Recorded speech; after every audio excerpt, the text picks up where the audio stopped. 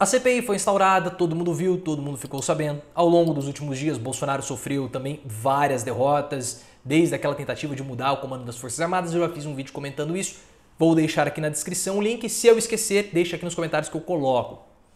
Só que Bolsonaro sofreu uma outra derrota, e essa derrota afeta diretamente o impeachment. Porque nós temos que... Impeachment não, perdão, a CPI. Porque nós temos que lembrar que o Eduardo Pazuello, o antigo ministro da Saúde, ele estava sendo investigado em outros 3 inquéritos. E o Bolsonaro sabe que o Eduardo Pazuello invariavelmente vai ser chamado para depor na CPI. E o medo do que o Pazuello vai falar é tão grande que o Bolsonaro colocou o advogado-geral da União, o André Mendonça, para ser o advogado particular do Eduardo Pazuello. O André Mendonça que já foi ministro ministro da Justiça, não vamos nos esquecer. Só que em um desses inquéritos, o Ministério Público está movendo uma ação. Eu vou ler para vocês. Ministério Público Federal move ação de improbidade contra Eduardo Pazuello por omissão em Manaus. O Ministério Público Federal no Amazonas moveu uma ação contra o ex-ministro da Saúde Eduardo Pazuello por improbidade administrativa por omissão diante do agravamento da pandemia no estado entre dezembro e janeiro. Segundo a ação, o ministro da Saúde retardou as ações e não supervisionou o fornecimento de oxigênio antes do colapso que aconteceu no dia 14 de janeiro. Segundo as informações que nós temos, as secretarias de saúde locais avisaram o Ministério da Saúde e o governo federal que faltaria oxigênio e eles não fizeram nada, eles se omitiram. O resultado foi que as enfermarias de Manaus foram transformadas em verdadeiras câmaras de asfixia e muitos pacientes morreram sem ar. E o senador Randolfo Rodrigues está usando esse argumento como fato concreto para abrir a CPI e foi aberta. Então é mais um elemento que pesa contra Bolsonaro na sua defesa. E o Eduardo Pazuello, agora com uma ação do Ministério Público contra ele, ele vai ter que depor. Então o medo do Bolsonaro com o depoimento do Eduardo Pazuello é real, faz sentido, e o Pazuello se torna cada vez mais uma figura-chave e central dessa CPI. Além de Pazuello, outras 5 pessoas são alvos do Ministério Público Federal. Secretaria de Gestão do Trabalho e Educação de Saúde do Ministério da Saúde, a secretária, né? O secretário de Atenção Especializada à Saúde do Ministério da Saúde, o secretário de Ciência, Tecnologia, Inovação e Insumos Estratégicos em Saúde do Ministério da Saúde, o secretariado de Saúde do Estado do Amazonas, e o coordenador do Comitê de Crise, Francisco Filho. A investigação aponta que o Ministério só conseguiu reunir com a White Martins, empresa que fornecia oxigênio ao Estado, às vésperas do colapso.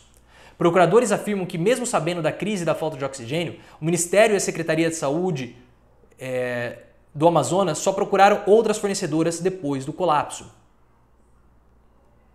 Aspas. Pazuello e seus secretários tinham ciência do vertiginoso e descontrolado aumento de casos no Amazonas na segunda metade do mês de dezembro. Inicialmente, o governo federal alegou que foi informado do risco de colapso no dia 8, depois de algumas alterações no discurso. O governo afirma que só tomou ciência do problema no dia 17 de janeiro. Ou seja, esses ruídos que estão preocupando o Bolsonaro na hora do depoimento do Pazuello na CPI, por isso que ele chamou o André Mendonça. Só que perceba uma coisa, o Pazuello vai ter que depor. Olha, foi avisado antes, primeiro vocês falaram e vocês não fizeram nada. Depois vocês falaram que foram avisados dia 8, depois em dia 17, então tem um ruído. Se o Eduardo Pazuello foi avisado e tem como provar com um simples e-mail, você consegue provar isso, não é nada difícil, a conversa de WhatsApp, qualquer coisa você prova isso, vai ficar difícil o Pazuello, porque o que ele vai falar?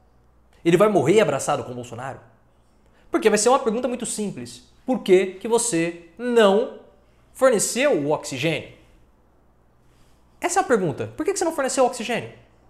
Foi por vontade própria? Foi uma decisão sua ou você acatou a decisão de alguém? E temos que lembrar que no mesmo período do caos em Manaus, no mesmo período do colapso em Manaus, o governo federal aumentou a alíquota de importação de oxigênio e manteve zerada a de cloroquina.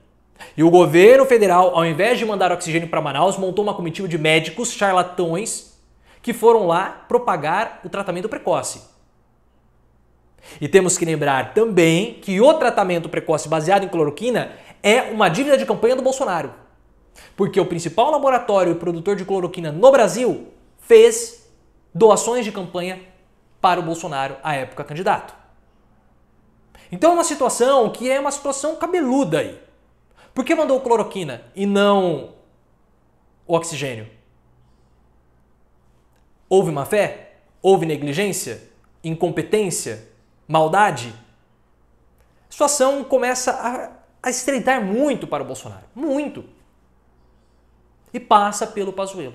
Vamos continuar observando É mais um problema que o presidente tem que resolver e nós não estamos nem falando do orçamento, que é outro pepino que o Bolsonaro tem que ter habilidade e ele não tem para resolver tudo isso. Ele não tem. E foi provado que o corpo ministerial de Bolsonaro é extremamente incompetente. A começar pelo ministro Lango Paulo Guedes, que fica toda hora com as mãozinhas assim. Clique no botão de gostei, ative as notificações e me siga no Twitter, @profileoficial.